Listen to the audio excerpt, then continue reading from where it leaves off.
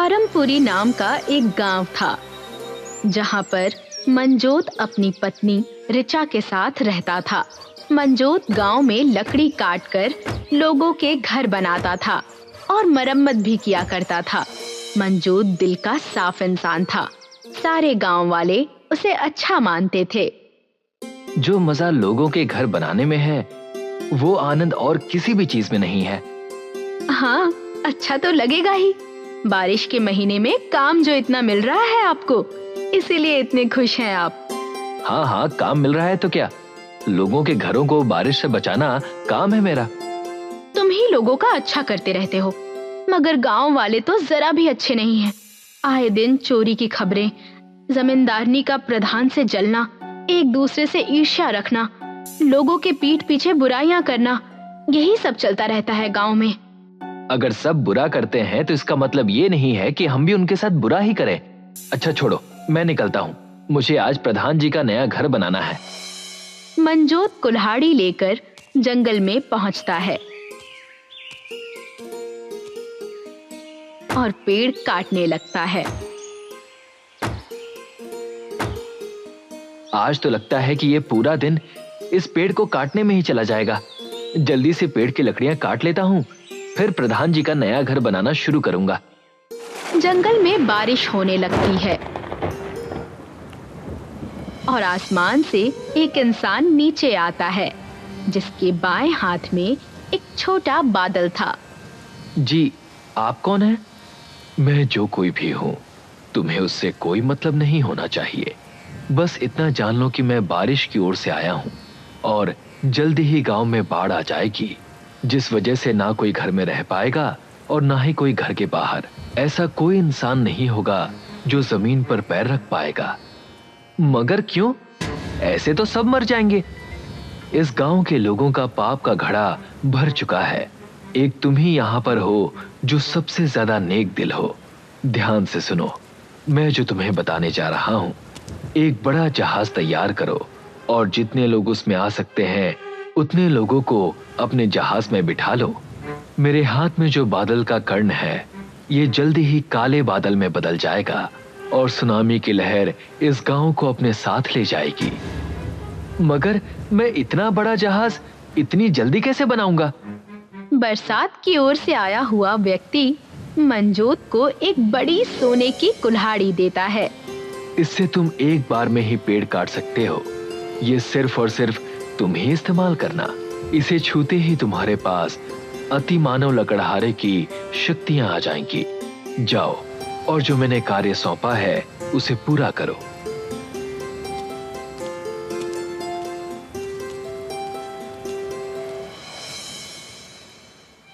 मंजोत प्रधान को जाकर सारी बातें बता देता है। अगर ऐसा है तो तुम जहाज बनाना शुरू कर दो। मैं सारे गांव वालों को इकट्ठा करता हूँ और उन्हें ये खबर सुनाता हूँ। बारिश रुकने का नाम ही नहीं ले रही थी। मंजोत जंगल में जाता है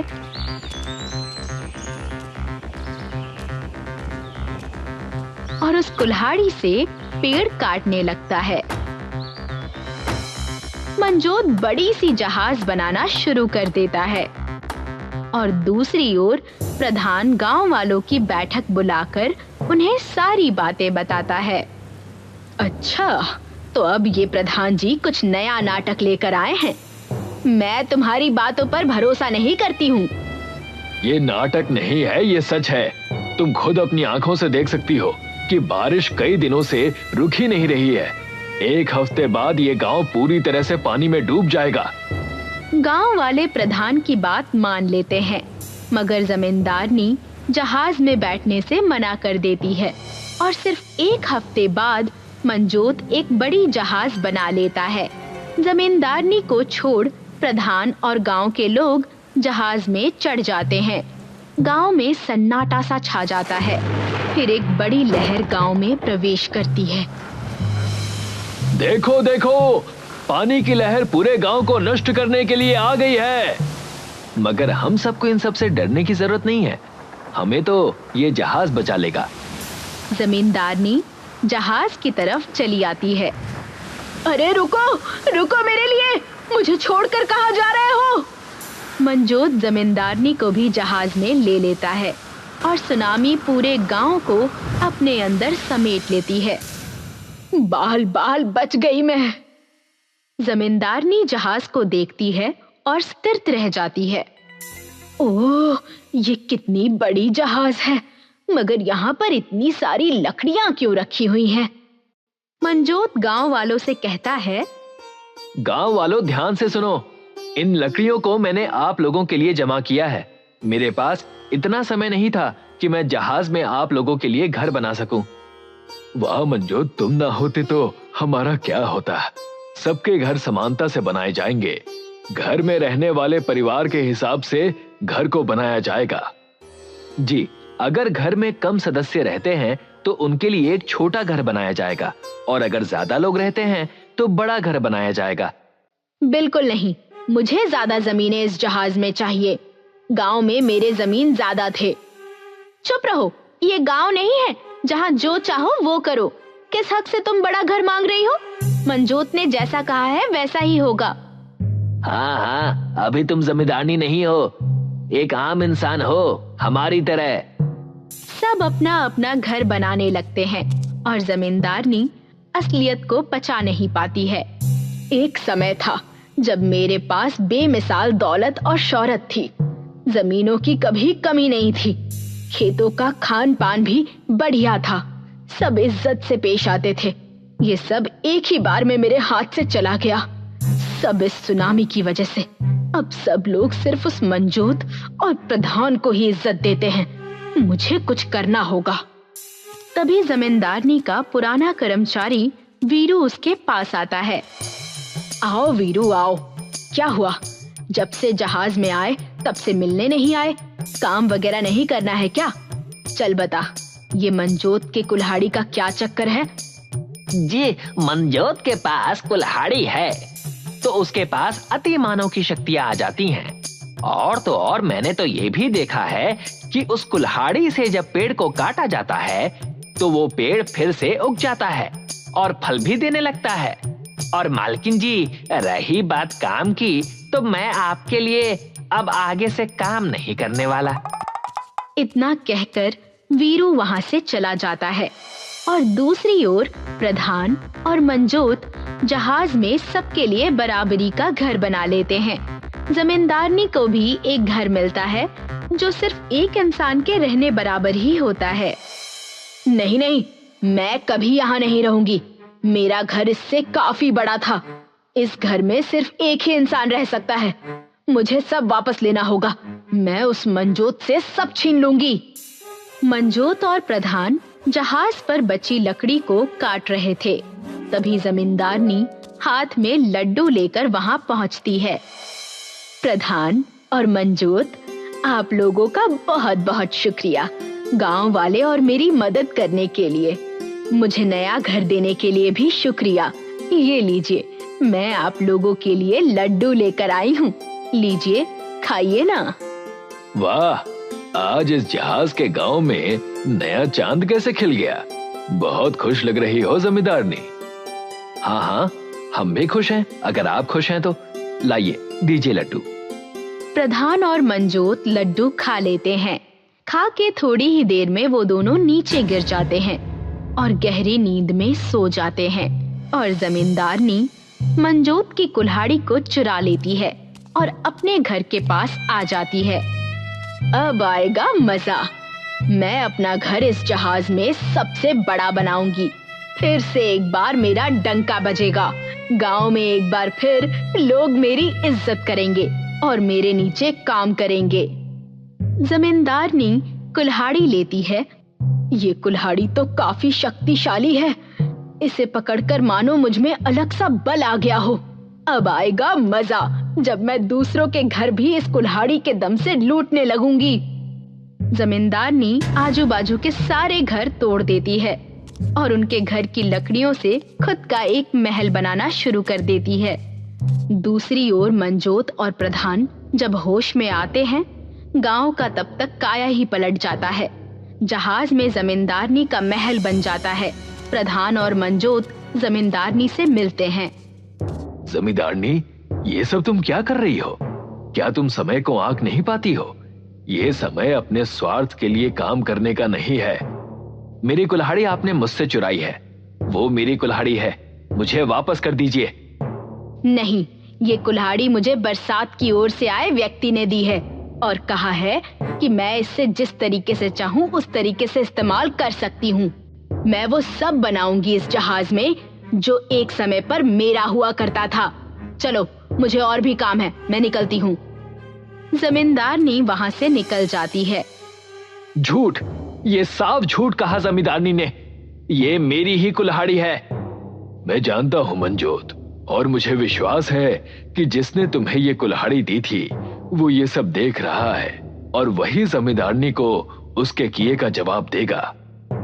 तभी आसमान में बिजली गरजने लगती है, बादल काले हो जाते हैं और बरसात की ओर से आया आदमी फिर अपने हाथ में बादल का कण लिए प्रकट होता है। मुझे अच्छी तरह से याद है कि मैंने ये कुल्हाड़ी मंजोत को दी थी, तो ये मुझे अभी किसी लालची के हाथ में क्यों दिखाई दे रही है?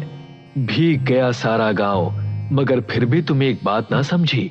जाओ, तुम्हारे बड़े खेत और मकान जिसे तुम इतना चाहती हो, अब मैं देखता हूँ कि तुम अब सब लेकर जो तुम्हारा था क्या पाती हो। मगर मेरा घर और खेत गांव में है और गांव पूरे तरीके से पानी में है। जमींदारनी के हाथ से कुल्हाड़ी गायब हो जाती है और उसे वो बारिश का व्यक्ति जहाज से बाहर निकाल देता है। अगली सुबह कुल्हाड़ी मंजोत के घर पर होती है। प्रधान और मंजोत गांव में फिर से सबके घर बराबरी से बना लेते हैं और आगे से सब खुशहाली से जहाज के गांव में रहने लगते हैं। मालपुरा गांव में दिनेश नाम का एक गरीब युवक रहता था। वह लकड़ी का काम करता था और उसी में मस्त रहता था। उसी गांव में एक बहुत अमीर जमींदार भी रहता था। उसका भी दिनेश की उम्र का एक बेटा था। उसका नाम तरुण था। तरुण को अपने बाप के पैसों का बहुत घमंड था और वह अक्सर एरोप्लेन में बैठकर नई नई जगहों की सैर करने का शौकीन था। वह जब किसी नई जगह की सैर करके गांव लौटता था तो गांव वालों के आगे बड़ी बड़ी डींगे हाँकने लगता था। एक दिन तरुण अपनी कार रोककर गांव वालों से बात करता है। राम राम छोटे जमींदार, कहाँ घूमने आए हैं? जहाँ अमीर लोगों को घूमना चाहिए। एरोप्लेन में बैठकर बादलों की सैर करके आया हूँ। कभी देखा है तुमने एरोप्लेन? हाँ, जमीन पर खड़े होकर आसमान में उड़ते हुए कई बार देखा है। हम तो एरोप्लेन जमीन से आसमान में उड़ते हुए ही देख सकते हैं। तुम गरीब बैलगाड़ी छाप और कर भी क्या सकते हो? तरुण गरीब गांव वालों पर यह ताना कसकर निकल जाता है, मगर गरीब गांव वालों को उस घमंडी तरुण पर गुस्सा आता है। घमंडी जमींदार का बेटा हमेशा गरीबों को नीचा दिखाने पर लगा रहता है, मानो उस उड़ने वाले जहाज में बैठने वाला दुनिया का यही अकेला आदमी हो।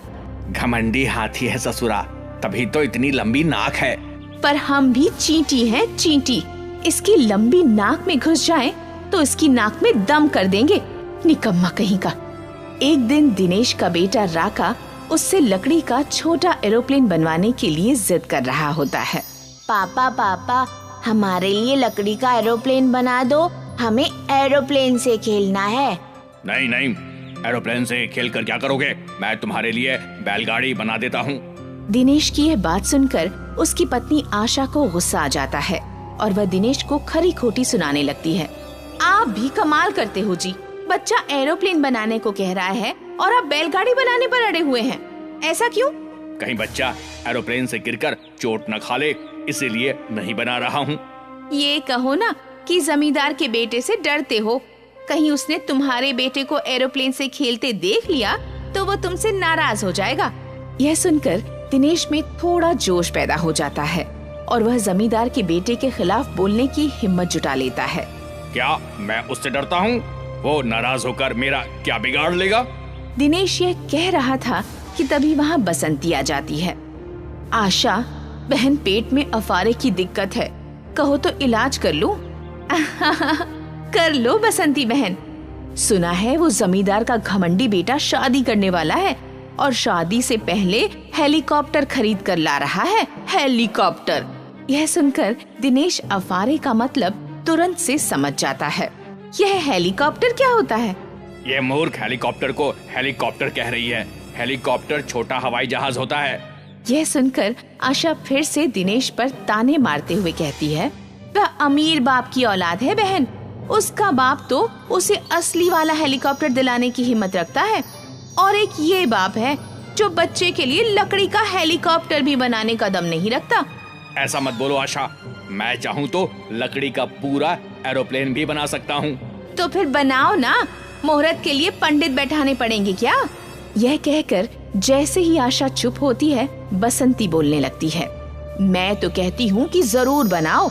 उस घमंडी का घमंड चूर करने के लिए गरीबों के पास भी एक हेलीकॉप्टर तो होना ही चाहिए, भले लकड़ी का ही क्यों ना हो। फिर जमींदार का बेटा गांव में असली हेलीकॉप्टर ले आता है और जमींदार गांव वालों को अपने घर बुलाकर समझाता है, तुम सब आज से सड़क पर बाजार लगाना बंद कर दो, क्योंकि मुझे सड़क खाली चाहिए। मेरा बेटा हेलीकॉप्टर खरीद कर लाया है और उसे उड़ाने के लिए सड़क तो चाहिए ना। हेलीकॉप्टर ही लाया है ना, कोई एरोप्लेन तो नहीं लाया है जिसे उड़ाने के लिए सड़क चाहिए। तू चुप कर बे गरीब, तेरी हेलीकॉप्टर खरीदने की औकात नहीं और बात करता है एरोप्लेन की। जमींदार के घमंडी बेटे का यह बोल सुनकर दिनेश कहता है, अगर तुझे इतना घमंड है तो मैं लकड़ी का एरोप्लेन बनाकर तेरे इसी हेलीकॉप्टर के बगल में उड़ाकर दिखा दूंगा, फिर तो तू मान जाएगा ना। अगर तू लकड़ी का एरोप्लेन बनाकर उसे हमारे हेलीकॉप्टर के बगल में उड़ाकर दिखा देगा तो मैं अपनी हवेली और खेत तेरे नाम करके गांव छोड़ दूंगा। और अगर मैं ये न कर सका तो मैं भी अपना सब कुछ तुम लोगों को देकर गांव छोड़ दूंगा, ठीक है? दिनेश की इस बात से तरुण खुश न हुआ और बोला, तुम्हें अकेले नहीं बल्कि सारे गरीबों को गांव छोड़कर जाना होगा। शर्त मंजूर है तो बोलो। क्यों भाई गांव वालों, मंजूर है तुम्हें? दिनेश पहुंचा हुआ खिलाड़ी था और ऊपर से गांव वाले जमींदार के घमंडी बेटे के घमंड से भी तंग आ गए थे, इसलिए सब ने बिना विचार किए ही हामी भर दी। हाँ, हम सबको आपकी शर्त मंजूर है। उस दिन के बाद दिनेश दिन रात लकड़ी का एरोप्लेन बनाने में लग जाता है और जमींदार मन ही मन यह सोचकर खुश होता रहता है कि अब तो गांव के सब गरीब किसानों के घर और खेत उसके हो जाएंगे, क्योंकि दिनेश का लकड़ी का एरोप्लेन उसके असली हेलीकॉप्टर के सामने एक खिलौना ही साबित होगा। क्यों बे दिनेश, तो कुछ कर भी सकेगा या अपने साथ साथ हमें भी डुबोएगा? तुम चिंता मत करो, मैं ऐसा एरोप्लेन बनाऊंगा जिसमें गांव के सभी गरीब बैठकर आसमान में उड़ते दिखाई देंगे। देख लेना, कहीं हम आसमान में उड़ने के बजाय गांव छोड़ने के लिए सड़क पर धूल उड़ाते ना नजर आए। इस तरह 1 महीना बीत जाता है और दिनेश कहीं की ईंट और कहीं का रोड़ा जमा करके लकड़ी का एक बहुत बड़ा एरोप्लेन बना लेता है। ये पूरा एरोप्लेन कार के पहियों पर खड़ा था। इस एरोप्लेन को देखकर जमींदार और उसका बेटा दोनों हंसने लगते हैं। अरे ये एरोप्लेन बनाया है या लकड़ी की बास? आसमान में उड़ना तो दूर, इसका तो सड़क पर चलना भी मुश्किल है। उनकी ये बात सुनकर गांव वाले डर जाते हैं और दिनेश की तरफ संदेह से देखने लगते हैं। अरे भाइयों, उनकी बातों को भूलकर एरोप्लेन में लगी लकड़ी की सीटों पर बैठ जाइए। आपके बैठते ही ये अपने आप चलने लगेगा और फिर आसमान में उड़ जाएगा। उसकी बात सुनकर गांव वाले मन मारकर एरोप्लेन में बैठ जाते हैं और फिर जमींदार और उसका बेटा भी अपने हेलीकॉप्टर में बैठ जाते हैं। फिर कुछ ही मिनटों में जमींदार का हेलीकॉप्टर तो आसमान के चक्कर काटने लगता है, मगर दिनेश का एरोप्लेन चींटी की चाल से सड़क पर ही चलता रह जाता है। अरे उड़ना तो दूर, ये तो ठीक से दौड़ भी नहीं पा रहा है। अरे मरवा दिया, अब तो खाली हाथ गांव छोड़ना पड़ेगा। चुप करके बैठो, एरोप्लेन तेजी से दौड़ते हुए आसमान में उड़ने वाला है। दिनेश का यह कहना था कि लकड़ी के एरोप्लेन में न जाने कहां से जान आ गई। वह सचमुच ही दौड़ते हुए आसमान में उड़ने लगा और जमींदार के हेलीकॉप्टर की बगल में से होते हुए उससे आगे निकल गया। इस तरह जमींदार की हार हुई और उसके घमंडी बेटे का सारा घमंड चूर चूर हो गया। वे दोनों बाप बेटा अपनी हवेली और खेत दिनेश को देकर शहर चले गए। फिर दिनेश ने हवेली अपने पास रख ली और खेत सब गांव वालों में बांट दिए। इस तरह सब गांव वाले दिनेश की बुद्धिमत्ता को मान गए।